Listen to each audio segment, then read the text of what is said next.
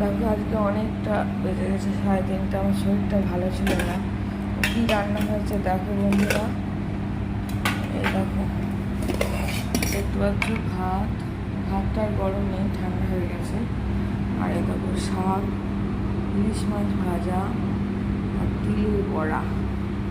আর এই দেখো ইলিশ মাছের তেল ভাজা। আর এই দেখো ফুলকপি আলুর তরকারি। আর এই দেখো গলদা চিংড়ি মালাইকারি। এটাই হয়েছে বন্ধুরা, আর কিছু হয়নি। তো যাই হোক, এটাই। তোমরা সবাই ভালো থেকো, সঙ্গে থেকে পাশে থেকো, সাবস্ক্রাইব করো।